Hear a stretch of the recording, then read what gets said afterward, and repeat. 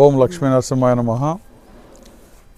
నెల్లూరు జిల్లా ఇంజమూరు మండలం నల్లగొండ గ్రామంలో పెంచేస్తున్నటువంటి నీలగిరి లక్ష్మీ నరసింహవారి యొక్క దేవస్థానంలో ఈరోజు ముక్కోటి సందర్భంగా ఉత్తరవార దర్శనం ఏర్పాటు అనేది ఘనంగా ఏర్పాటు చేయడం జరిగింది.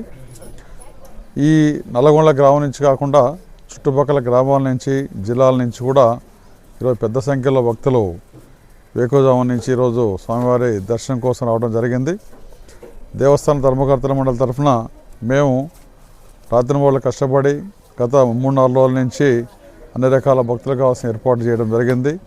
ఉదయం నుంచి సాయంత్రం వరకు కావాల్సినటువంటి ప్రసాదాలు, భోజన వసతి అంతా కూడా ఏర్పాటు చేయడం జరిగింది. సో మా దేవస్థానానికి సంబంధించి విశిష్టత ఏంటంటే గత కొన్ని సంవత్సరాలుగా అభివృద్ధి చెందుతూ ముందుకెళ్తున్నాం.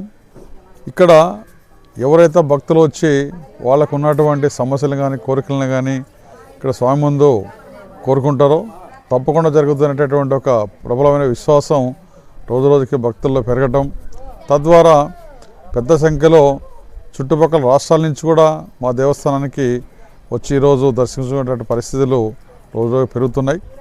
దేవస్థానం తరఫున మేము ఇంతకుముందు మొదటి పర్యాయం 3 సంవత్సరాల కింద నేను చైర్మన్గా ఉన్నప్పుడు దేవస్థానానికి సంబంధించి మౌలిక సదుపాయాలు చాలా వరకు అభివృద్ధి చేయడం జరిగింది.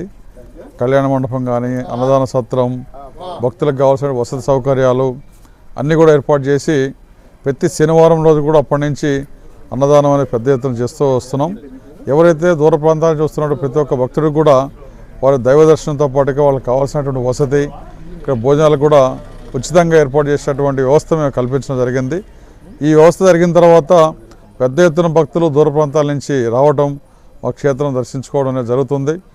సో ఈరోజు జరిగినటువంటి కార్యక్రమం చాలా మహోన్నతమైనది.